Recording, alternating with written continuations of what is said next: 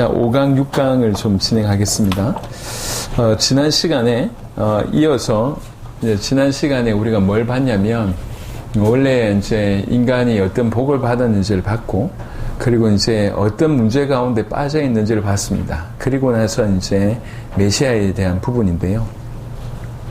히브리 말로 메시아라 그러고 헬라 말로 그리스도라고 얘기하는데, 여러분 이제 메시아를 약속하셨다는 얘기는 다른 말로 메시아가 오지 않으면 안 된다, 이렇게 우리가 이해를 해야 돼요. 그냥 옵션 중에 하나가 아닙니다. 와도 좋고 안 와도 좋고 이게 아니라 메시아가 절대적으로 우리 인간에겐 필요하다, 이렇게 봐야 되는 거예요.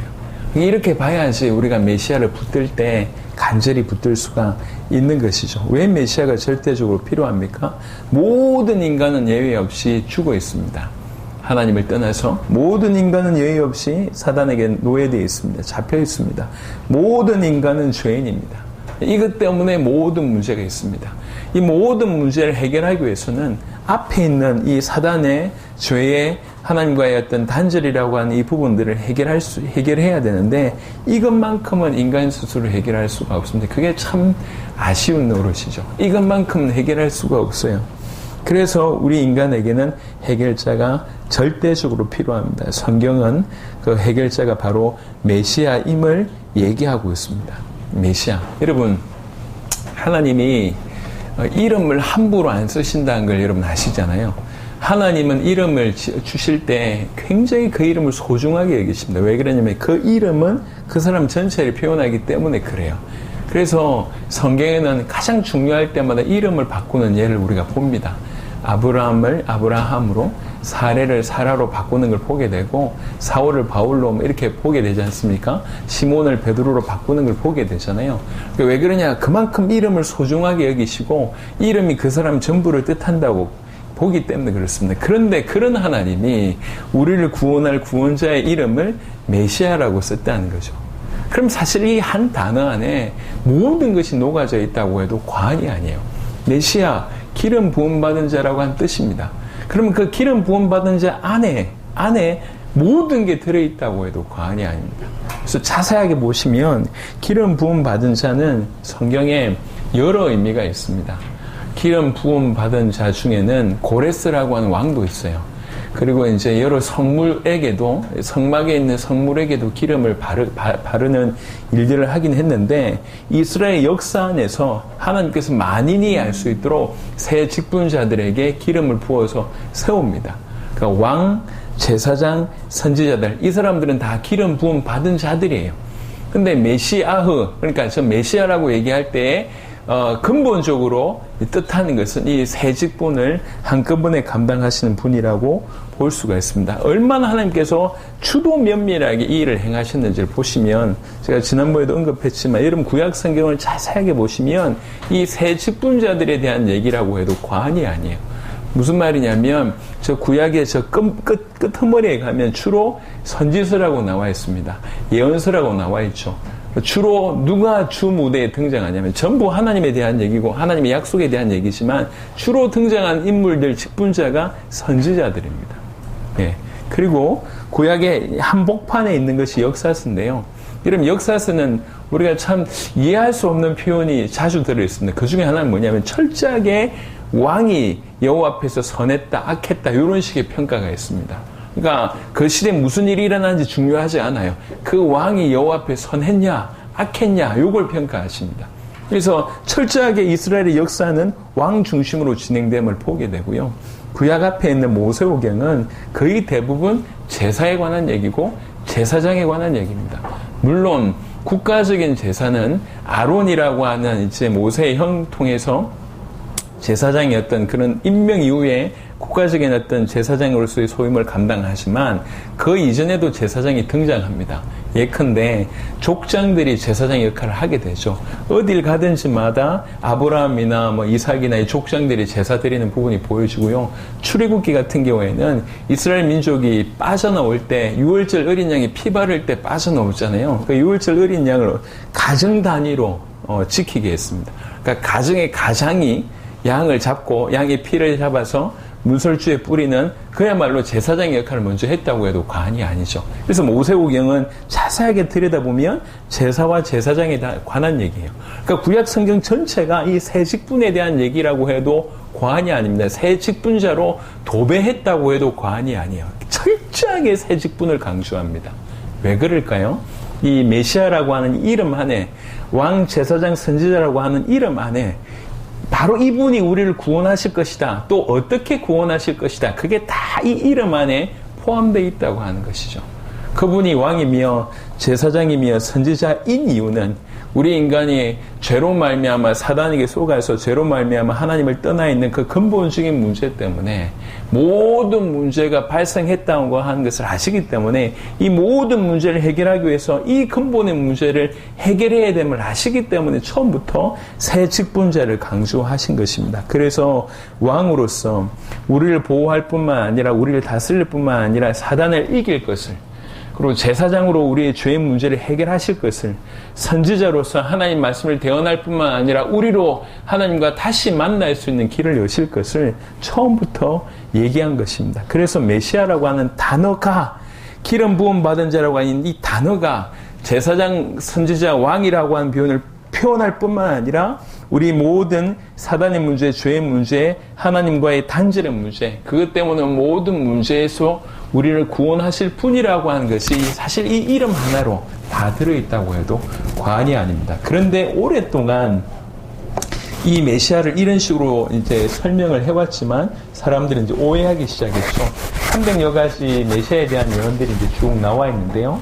탄생과 고난과 죽음, 부활, 그 다음에 성령과 그 다음에 재림, 이런 부분들이 이제 메시아에 대한 300가지 이상의 예언들이 쭉 나와 있고, 그 중에 이 구약 성경을 통해서 참 제사장, 참된 왕, 참 선지자가 반드시 오셔야 할 것을 창세기 3장 15절, 이사야 53장 5절 6절, 이사야 7장 14절을 통해서 분명히 약속을 하셨습니다. 그런데 우리가 지금 이렇게 봤을 땐 이게 너무 선명한데 구약의 많은 백성들은 이 성경을 들고도 이것을 잃어버렸던 것 같습니다. 그래서 여러분 아시겠지만 성경은 메시아를 얘기하면서 점진적으로 발전을 시켰습니다. 처음부터가 아니라 희미한 데서부터 점점 발전을 시키다 보니까 이게 궁극적인 목적을 두고 우리 주님을 발전시켰는데 받아들인 입장에서 자기식으로 해석을 하는 경우들이 굉장히 많았다는 거죠. 그래서 예수님 당대에 메시아를 대망하는 몇몇의 그룹이 있었어요. 조금 자세하게 보니까 그냥 단순히 정치적인 메시아 이렇게 본 게 아니라 몇 가지 그룹이 있었는데 그 중에 하나가 바리새파, 일반 대중이 바라는 상, 바리새파가 바라는 상, 랍비들이 바라는 상, 그리고 SNF나 열신당들이 바라던 메시아 상이 조금씩 다 달랐다는 거예요. 그러니까 일반 서민은 뭐냐면 어쨌든지 이 자기 민족을 압제해서 건진을 할 이 왕권을 가진 강력한 왕으로 일반 대중들은 그렇게 알고 있었고요. 실제로 정신세계를 주도했던 바리새파는 약간 다른 각도를 가지고 있었어요. 이 바리새파는 주로 뭘 바라보고 있었냐면 메시아는 하나님의 나라를 성취하실 분으로 이해하고 있었던 거죠. 그래서 이 땅의 문제보다는 오직 저 하나님 나라를 세우실 분으로 메시아를 이해하고 있었어요. 일반 대중하고는 약간 다릅니다. 그래서 반드시 그 구원은 자력으로 구원받지만 그럼에도 불구하고 바리새파의 개념은 이런 개념을 가지고 있었고요. 열심당원의 개념은 아시겠지만 어쨌든지 이 로마를 어떻게 무찔러야 돼. 아주 지극히 현실적인 이런 부분으로 이렇게 열심당원들은 이해하고 있었고요. 랍비들이 바라는 메시아는 그게 아니라 하나님의 말씀으로서의 어떤 메시아의 관점들이 굉장히 많았습니다. 그러니까 제가 몇 가지를 얘기하지만 이런 각 그룹에서 메시아를 바라는 뿐만 아니라 그 외에도 사람의 아들, 하나님의 아들, 인자, 구름 타고 오시는 분, 많은 성경에 정확하게 메시아를 얘기하고 있었지만 그 메시아에 대한 해석들은 굉장히 각각이 달랐다는 거죠. 왜 길게 이 얘기를 하냐면 오늘날도 마찬가지거든요. 메시아를 얘기한다고 하지만 사실 그 메시아를 의미하는 바를 다 대부분 달리 해석을 합니다. 그게 큰 문제예요. 그래서 예수님 당대에는 메시아도 왜곡이 되어 있지만 예수님도 정확하게 몰랐다는 겁니다. 예수님에 대한 무지와 메시아에 대한 왜곡이 완전히 이렇게 도무지 예수님을 그리스도로 알 수 있는 이런 바탕이 전혀 못 됐어요. 그러니까 그런 바탕에 베드로가 주는 그리스도시요 살아계신 하나님의 아들이다라고 고백하니까 예수님께서 기가 막힌 거죠. 전부 메시아의 상이 다 왜곡되어 있고 예수님을 세례요한이나 엘리야나 예레미야나 선지자 중에 하나라고 알고 있는데 예수님이 메시아라고 고백하니까 그 바탕 속에서 그 얘기를 들어보니까 기가 막힌 얘기예요. 근데 그런 일들이 오늘날도 똑같습니다. 메시아에 대해서 이런 생각해 보세요. 진실로 메시아를 이렇게 정확하게 알면 메시아를 붙든 사람이 다른 데서 해답을 찾을 수 있을까요? 아닙니다. 정말 메시아가 내 모든 문제를 끝내놓고 나와 함께 계시다고 하는 사람이 감정의 기복 때문에 행복하지도 않고 편안하지도 않고 방황할 수 있을까요? 그럴 수가 없습니다. 우리 안에 누가 들어와 있는지 정확하게 알면 우리는 달라져요. 근데 메시아라고 하는 것이 예수님을 믿는다고 하면서 예수님이 얼마나 전능하신 분이지 얼마나 사랑이신지 어떤 일을 행하셨는지 지금 어떤 중심으로 우리와 함께 계신지 우리가 모르니까 그러니까 우리가 다른 데서 길을 찾는 것입니다. 메시아의 왜곡이 지금도 이 시대에도 심각하고 예수님에 대한 무지 또한 지금도 심각합니다. 그래서 우리가 예수님을 정확하게 알고 정확하게 메시아를 회복하고 그 그리스도이신 예수님을 정확하게 믿는다고 하면 여러분 정말 감사하게 제가 지금까지 세계복음화를 향해서 뛰어오면서 육신적으로 안 힘든 적은 뭐 없었습니다. 많이 힘들었죠. 너무 어려운 적도 굉장히 많았습니다. 근데 지금까지 사역들을 그냥 평가하면 그냥 재밌었다. 요거 말고는 표현할 길이 없었다. 너무 감사하고 너무 즐거웠고 너무 놀라운 일들이 계속 일어났으니까요. 길을 가는데 분명히 어려움들이 많았습니다. 하지만 너무너무 하나하나가 감사했어요. 제가 아마도 여러분이 속한 단체에서 가장 욕을 많이 들은 사람 중에 한 명이라고 제가 알고 있습니다. 뭐 여러분들 모르실지 몰라도 제가 한 욕 들었습니다. 지금도 계속 욕 듣고 있고요. 그리고 이제 여러 가지 어려움들을 다양한 형태의 어려움들을 다 경험해봤는데 별로 중요하지 않더라고요. 하나님 역사가 계속 일어나니까 하나님이 행하신 것들이 보여지니까 전혀 개의치 않았습니다. 사역을 하는데 아까 저 꿈부레 같은 경우에는 난주 시간 되면 보여드리겠지만 2019년에 했었어요. 근데 저희가 지금 사역들로 계속 100개국 이상을 돕다 보니까 계속 지원을 하거든요. 제가 여유있게 사례를 받아본 적이 이런 얘기 하지 말라 그랬는데 이렇게 사례를 받아본 적이 불과 왜 이러지? 이거 잘 안 들리지? 들리면 잘 들리는데 녹음이 잘 돼야 되니까. 예, 잠시만요. 이거 이렇게 차고 하려고 하니까. 네, 꼽으면 됩니다. 괜찮습니까? 이상하지 않나? 네, 괜찮습니다. 예, 조금만 참으십시오. 그러니까 이제 교회가 전기세가 없고 수도세가 밀려있고 가스비가 밀려있고 사례가 밀려있고 이런 일들이 다 반산돼요. 그럼에도 불구하고 사역 요청들이 굉장히 많습니다. 저희는 삶은 책임지지 않습니다. 삶은 책임지지 않지만 그들이 영역을 넘어서 세계복음에서 도전할 때 저희는 생명 걸고 도와줍니다. 예를 들면 말라위 같은 예를 한번 들어보면 작년에 한 20번 정도를 집회를 했어요. 말라위가 아프리카에 가장 못 사는 나라 중에 하나거든요. 근데 에릭이라고 하는 목사님 복음을 받았어요. 너무 불이 타서 말라위는 내가 살려야겠다는 거죠. 그래서 이제 중심으로 복음 전하다 보니까 소문이 나고 해서 여러 지역에서 요청을 합니다. 이제 지역의 집회를 섬기면 주로 목사님들 중심으로 50명씩, 100명씩, 200명씩 모여서 집회를 섬기면 아프리카 문화상 두 가지는 제공을 해줘야 돼요. 하나는 뭐냐면 식사는 제공을 해줘야 돼요. 아프리카가 이제 대중교통이 원활하지 않다 보니까 왔다가 참여하고 밥 먹고 다시 올 수가 없어요. 식사 제공해줘야 되고, 그 다음에 교재는 제공을 해줘야 돼요. 근데 여러분, 우리 몇십 년 전에 이 프린트물 한 장 굉장히 비쌌잖아요. 지금 아프리카 그런 분위기거든요. 그리고 이제 이 사람이 그 지역까지 가야 되잖아요. 그러니까 이제 이 사람이 그 지역까지 가야 되고, 숙박료 해야 되고, 그 다음에 이제 교재 해야 되고, 식사 제공하면 보통 한 지역에 한 200만원씩, 300만원씩 들어갑니다. 이 사람이 어디서 그 돈을 마련합니까? 그런 돈을 우리가 생명 걸고 도와주는 거예요, 계속. 근데 작년에만 거의 한 10몇 번, 20번 가까이 섬겼거든요. 계속 돕는 거죠. 근데 말라위만 그러냐? 그렇지 않거든요. 여러 나라에서 도움 요청해 옵니다. 그러면 우리 안 먹을 거 안 먹고 그냥 계속 헌신하는 거죠. 자, 2019년에 송구영신 예배 드릴 때 제가 물었어요. 우리 지금 우리 재정이 얼마입니까? 물었어요. 저 장로님 이렇게 세워. 그래서 장로님 뭐라고 얘기했냐면 그때 97만 원인가 있다고 얘기했어요. 교회 재정이. 근데 그때 그 해에 무슨 일이 벌어졌냐면 그 해에 유럽을 갔다 와야 됐고 그 다음에 알래스카를 갔다 와야 됐고 이제 5월 초에 이 꿈부레를 해야 되는데 꿈부레에 85개국 160명을 저희가 초청하는데 비행기 값 주고 그 다음에 여기 머물 때 모든 비용을 다 주는 것뿐만 아니라 어디까지 신경을 써야 되냐면 한국 대사관이 있는 나라는 괜찮아요. 근데 한국 대사관이 없는 나라의 사람을 초청하려면 이 사람이 비자 받게 해야 되잖아요. 그럼 이 사람이 옆 나라에 가서 비자를 받아야 돼.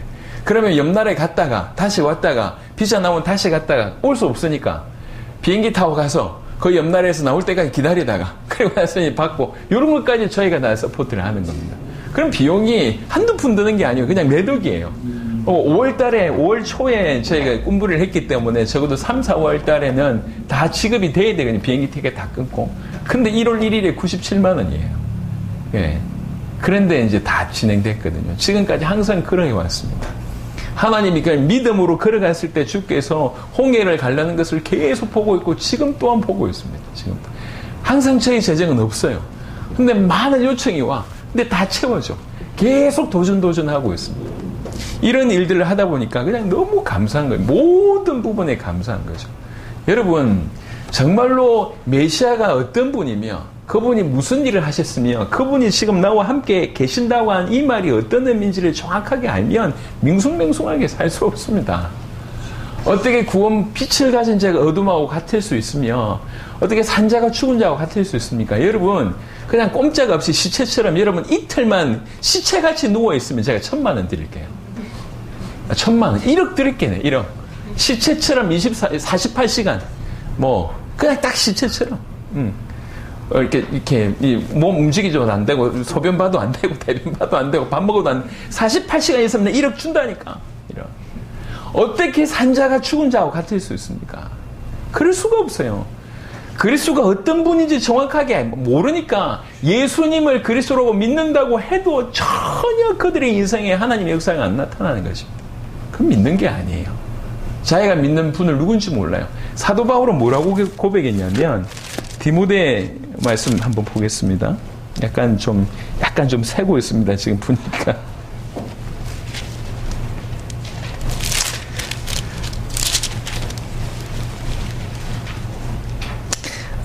디모데후서 1장 보겠습니다. 디모데후서 1장 12절에는 이런 구절이 있어요. 디모데후서 1장 12절 이로 말미암아 내가 또 이 고난을 받되 부끄러워하지 아니함은 자 중요한 고백을 합니다. 내가 믿는 자를 내가 알고 또한 내가 의탁한 것을 그날까지 그가 능히 지키실 줄 확신한다. 이렇게 얘기합니다. 내가 누구를 믿고 있는지 내가 안다. 내가 믿는 그분을 내가 알고 있다. 그래서 내가 내 인생 전체를 그분에게 건다고 지금 얘기하고 있습니다. 이게 가장 큰 차이입니다. 예수님을 믿는데 내가 믿는 그분이 누군지를 몰라. 그분이 얼마나 강한지도 몰라. 그러니까 믿는다고 하면서도 이렇게 이 신자가 자기 삶에 얽매여가지고 겨우 밥 먹고 사는데 주여 눈물 뿌리는 수준으로 살고 있으니까요. 얼마나 기가 막혀요. 여튼 다시 본론으로 돌아가서 여러분 메시아는요. 우리 주님께서 우리를 건지려고 우리 하나님께서 약속하신 것입니다. 그래서 메시아는 300가지 이상의 예언을 성경에 얘기하셨고 그 메시아가 참 제사장, 참된 왕, 참 선지자로 반드시 오실 것을 약속하셨습니다. 오셔서 사단에게서 우리를 건지고 우리의 죄를 해결하고 하나님 다시 만날 수 있는 길을 하나님과 화목할 수 있는 길을 여시겠다고 약속하셨습니다. 그 메시아는 우리 인생의 모든 문제를 능히 해결하실 분임을 얘기하고 있습니다. 여러분 예수님은 하나님의 아들 그리스도입니다. 이게 중요한 건데요. 여러분 그리스도는 유대교도 지금도 그리스도를 인정합니다. 그리스도를 기다리고 있습니다. 근데 유대교와 기독교의 가장 큰 그리스도의 차이점이 있어요. 그게 무슨 말이냐면 유대교는 여호와 유일 사상이에요. 그래서 하나님이 보내신 그리스도는 그들에게 있어서는 그냥 사람일 뿐입니다. 그가 여호와일 수가 없는 일이 벌어지는 겁니다. 이해하시겠습니까? 무슨 말인지? 그러니까 유대교에서 그리스도는 하나님이 아니에요. 그냥 하나님이 보내신 자입니다. 능력 있는 자입니다. 우리는 뭐라고 믿냐면 그분이 하나님이라고 믿는 거예요. 이게 가장 큰 차이입니다. 우리는 하나님의 아들 그리스도를 믿습니다. 그래서 보세요. 예수님이 우리 입장에서는 우리 죄도 해결해 주고 우리 사단에게서도 건져주고 하나님 만나는 길을 여시는데 우리는 그게 전부라고 생각하는데 그렇지 않다니까. 이분은 하나님이세요. 우리에게 해주실 수 있는 그것뿐만 아니라 엄청난 일도 할 수 있습니다. 제가 지금 집에 가면 우리 막내가 가끔씩 딱지 치자고 합니다. 지금도 9살짜리가 딱지 치자, 또 축구하자, 야구하자, 오만 거 다 얘기합니다. 그리고 또 이제 요즘에는 이렇게 카드, 그 다음에 얼마 전에는 밤 11시에 우리 배달되는 요즘 무슨 있잖아요. 띠부실 혹시 아십니까? 예전 드신 분들? 저 고개 막 끄덕. 띠부실 그 편의점에서 그거 팔거든. 그거 사려고 밤 11시에 줄 섭니다. 그래서 초등학교 2학년짜리가 여튼 그러고 있어요. 그래가지고 부채야 된다고. 그러니까 이제 제가 이제 아이들하고 이렇게 놀아줘요. 근데 우리 아이 입장에서 아빠는 뭐냐면, 치킨 사주지, 그 다음에 이제 딱지 쳐주지, 그 다음에 야구 같이 해주고, 축구 같이 해주고, 잘 안아주고, 우리 아이 입장에서 저는 그런 인물일 거예요. 하지만 제가 그것만 하는 사람이냐? 그렇지 않잖아요. 제가 대구에 왜 내려왔는지 우리 아이는 모릅니다. 그냥 대구에 내려간다는 것만 알지, 여기서 뭐 하는지 우리 아이는 모릅니다. 우리 아이는 아직 자기 아빠가 뭐 하는 사람인지 몰라요. 그냥 교회 목사인 것만 알고 그것만 자랑스러워하지 뭐 하고 있는지 모릅니다. 제 얘기 각도가 그렇습니다. 우리에게 있어서 예수님은 우리의 죄를 해결해 주시고 우리 사단의 소나기에서 건져주시고 하나님 떠나 있는 우리를 하나님 만나게 해주시는 우리의 구원자다. 이 정도로 보고 있지만 그분의 실존은 하나님이십니다. 만왕의 왕이시고 만주의 주라고요. 이게 그분의 실존입니다. 그분은 하나님의 아들 그리스도이십니다. 그분은 제2위 하나님이신데 우리를 위해서 육신의 몸을 입으시고 그리스도의 일을 감당하신 그리스도이십니다. 그래서 예수님은 하나님의 아들이 그리스도이기 때문에 당연히 우리를 100만 번이라도 1000만 번이라도 영원토록이라도 건져내실 수 있는 분이시라고 하는 것이죠. 우리는 예수님을 이렇게 알아야 됩니다. 그 놀라우신 분이 우리 모든 것을 당신의 십자가와 부활로 해결하시고 지금 나와 함께 계시다. 이게 얼마나 놀라운 사건이 아닐 수 있냔 말이에요. 그 의미를 모르니까 다른 데서 답을 찾으려고 하니까 이제 본질적으로 틀린 길을 걸어갈 수밖에 없는 것이죠. 메시아를 약속하셨기 때문에 적어도 이스라엘 백성들은 그 메시아를 대망하고 있었습니다. 요한복음 4장 25절에 여자가 이르되 메시아 곧 그리스도라 하는 이가 오실 줄 내가 아노니 그가 오시면 모든 것을 우리에게 알려주시리이다. 누가 얘기했습니까? 사마리아 수가성 여인이 이렇게 고백합니다. 사마리아 수가성에 그렇게 무너진 그 사람도 이렇게 고백합니다. 요한복음 12장 12절 13절 그 이튿날에는 명절날에 명절에 온 큰 무리가 예수께서 예루살렘으로 오신다는 것을 듣고 종려나무 가지를 가지고 마주로 나가 외치되 호산나 찬송하리로다. 주의 이름으로 오시는 이 곧 이스라엘의 왕이시여 하더라. 이스라엘 백성들이 다 이루고 있습니다. 물론 왜곡된 메시아를 기다리고 있었지만 분명한 것은 메시아를 대망했다고 하는 것은 사실이라는 거죠. 사도행전 1장 6절 그들이 모였을 때 예수께 여쭈어 이르되 주께서 이스라엘 나라를 회복하신 이때니까 하니 사도들이 3년 반을 쫓아다녔지만 여전히 왜곡된 메시아를 관을 가지고 있지만 분명한 것은 그들 또한 메시아를 대망하고 있었다는 건 사실입니다.